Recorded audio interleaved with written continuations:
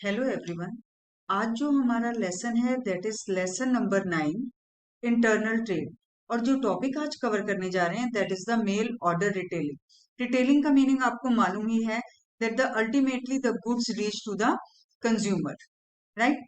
तो that is known as the retailers which are selling the goods to the consumers itself. And what is the mail? Mail means when these goods are sold by the help of post.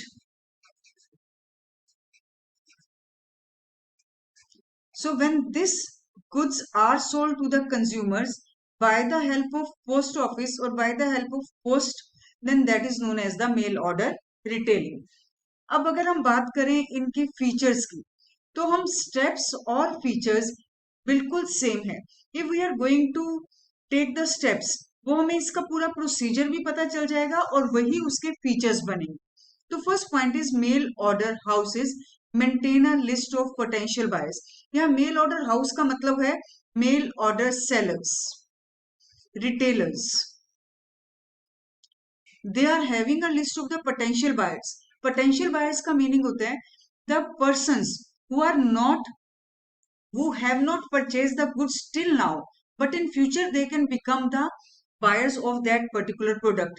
For example, जैसे कुछ लोग ऐसे हैं जिन्होंने अब तक हमारा product नहीं खरीदा है, but if they are going to be convinced for the product, then definitely they will purchase the product in future. तो इन्होंने, इन सेलर्स ने, इन रिटेलर्स ने अपने पोटेंशियल बायर्स की एक लिस्ट बनाई हुई होती है। ये लिस्ट किस बेस पे बनती है? आप एग्जाम्पल ले लीजिए। फॉर एग्जाम्पल, अगर एक वाटर प्योरीफायर है, उसे ही सेल करना है, राइट? तो ये कहाँ पे बेचा जाएगा? They should find out that what who can be the potential buyers. अगर हम इनको स्लम एरिया में जाके बेचने लगे, they can not be the buyers. Why? Because hardly they are going to earn their livelihood. उन्हें तो अपनी अपनी बेसिक अमेनिटीज ही पूरी करनी है, बेसिक उनकी जो नीड्स हैं, they are going to meet those only. ठीक है, उनके लिए ये सब चीजें तो एक लेजर बन जाती है। तो इनके लिए हमें कौन सी लोकेलिटी में जाना होगा? द पर्संस जिनके हमारे प्रेजेंट सिक्योर है, जिनका फ्यूचर के लिए थोड़ा सा पैसा जमा हो गया है, बस वही अब चाहेंगे कि हम थोड़ा सा और अच्छे से जी लें, हमारा जो सेफ्टी है वो पूरी बनी रहे। So only those person can invest such type of amenities. तो इनकी एक पूरी पोटेंशियल बायर्स की एक लिस्ट होती है। ठीक है, इन पोटेंशियल बायर्स को अब कैटलॉग्स या सर्कुलर्स या एडवर्टीजमेंट्स के थ्रू कन्विंस करते हैं। ठीक है, इनको कन्विंस करना है किस तरह से? Either some catalogues will be sent to them, some circulars will be sent to them by post, और they will be convinced by the help of the advertisements, so that they can know about the product and they can become the potential buyers in future. अब customers ने उन catalogues को, उन circulars के through, उन advertisements के through products को देखा, और अगर वो उन्हें पसंद आते हैं then they are going to place the orders. ठीक है, अब मैं चीज एक आपको यहाँ पे और बता दूं साथ में। देखो, यहाँ पे जो हमने गुड्स को देखा, या तो वो हमें पोस्ट के थ्रू मिले कैटलॉग या सर्कुलर्स, या ये एडवर्टीजमेंट के थ्रू भी हो सकता है। Only the main thing is that the customer should know about these available products. और यहाँ पर उन्होंने अपने प्रोडक्ट को पसंद किया और उसके बाद ऑर्डर प्लेस किया। अगर हम बुक की बात करें, in the bookish knowledge everything is going on by the help of post only. Book में ये लिखा हुआ है, एक दो जगह सिर्फ एडवर्टीजमेंट का वर्ड आया है, लेकिन बुक में उन्होंने हर जगह ये लिख दिया है that the pictures will be sent by the help of catalogues और by the help of the circulars और by the help of the advertisements. But now these orders will be placed by the help of post again. Book में यही है बेटा। ठीक है, अगर हम प्रैक्टिकली बात करें, but these orders can also be placed by the telephone. लेकिन अगर हम अब सिर्फ बुकिश नॉलेज की बात कर रहे हैं तो आपको पोस्ट ही लिखना है। ठीक है, नाउ ये बात अभी बाद में बताते हैं इंस्पेक्शन की। अब बात हो गई ऑर्डर हमने प्लेस कर दिया, उसके बाद हमारी प्रॉब्लम है वीपीपी की, और गुड्स कैसे भेजी जाए। Now the goods will be sold और goods will be sent by the help of registered post. Registered post क्या चीज है? रजिस्टर्ड पोस्ट को हम ट्रैक कर सकते हैं, हमें एक कोड मिल जाता है, पता चल जाता है गुड्स कहां तक पहुंच गई, and these goods the post office taking a surety that definitely the goods will reach to consumers. right? So this is the registered post. अब payment by value payable post, value payable post क्या है? जब postman इस registered post को consumers को देने आएगा, जो गुड्स हम ऑर्डर की हैं वो गुड्स जब डिलीवर की जाएंगी, at the time only the payment will be done, ठीक है? जो उसके प्राइसेस थे आपने जो देख लिए थे, that payment will be done through the postman, और उसे हम कहते हैं वैल्यू पेबल पोस्ट। तो ये हमारा प्रोसीजर है।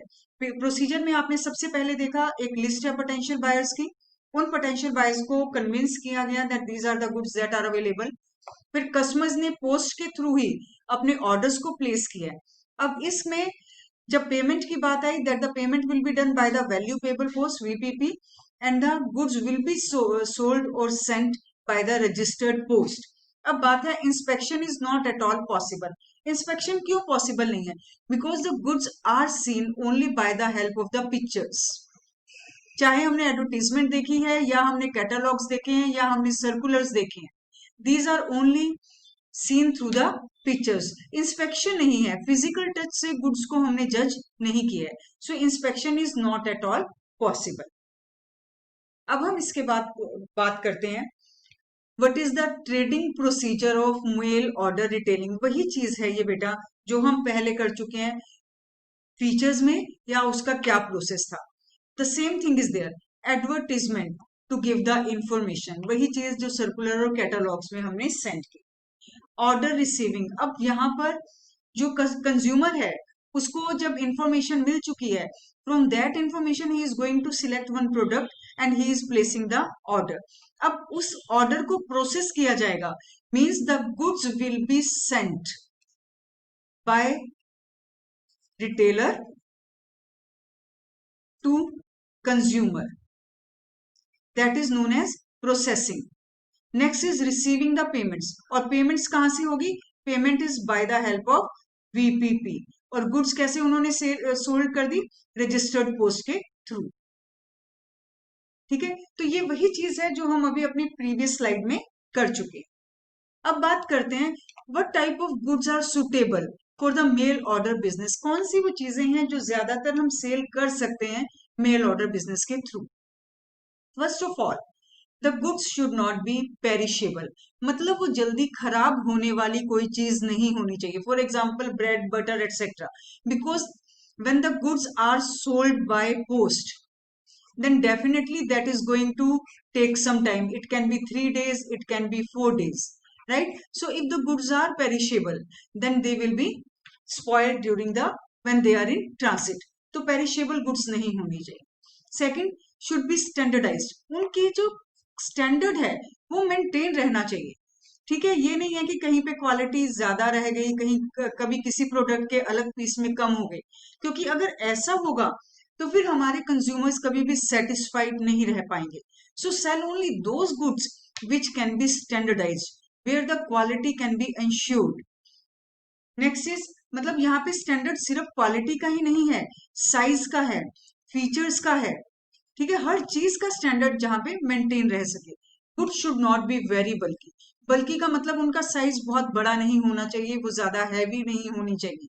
क्यों? क्योंकि हमने गुड्स पोस्ट के थ्रू भेजनी है, so goods should not be very bulky. Easy to handle, ठीक है? ऐसे नहीं कि जैसे हमने ग्लास का कुछ सामान भेज दिया, क्योंकि कांच वगैरह का रास्ते में टूटने का बहुत डर होता है, so it should be easy to handle.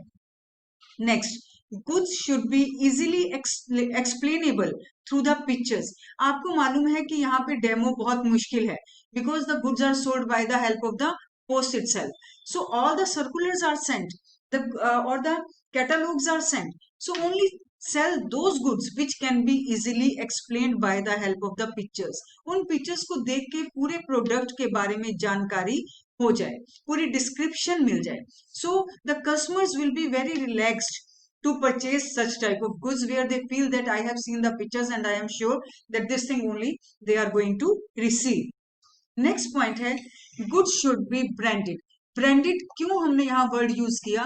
क्योंकि ब्रांडेड में ही स्टैंडर्ड मेंटेन रहता है, ब्रांडेड में ही यूनिफॉर्मिटी रहती है, राइट? ब्रांडेड में ही क्वालिटी का इंश्योरेंस रहता है, ठीक है, तो अगर गुड्स ब्रांडेड है then definitely it can be sold by the mail order business because the quality, uniformity, standard, everything can be insured. Next is कौन से वो गुड्स हैं, क्या एग्जाम्पल है जिसको हम इजीली सेल कर सकते हैं. हमने यहाँ पे 6 फीचर्स तो बता दिए कि इस गुड, इन तरह के गुड्स को हम सेल कर सकते हैं through the mail order business. But what are those goods, what are the examples of those goods. For example books, books की क्वालिटी इंश्योर की जा सकती है. Artificial jewellery, because it is not very costly and it can be easily explain by the help of the pictures, so it can be sold by the help of the mail order retailing. Pens, watches, इनकी ना cost भी इनकी कम है, इनमें हम uniformity को भी maintain कर सकते हैं, right. It can be easily explained by the pictures, so that's why it can be sold by the help of the mail order retailing. तो हमने अपना आज का जो टॉपिक है that is the mail order retailing, अपना इस video में इसको कवर कर लिया है. सो आज इस वीडियो के लिए बस इतना ही. नेक्स्ट वीडियो में मिलेंगे हम एक नए टॉपिक के साथ. Thanks to all.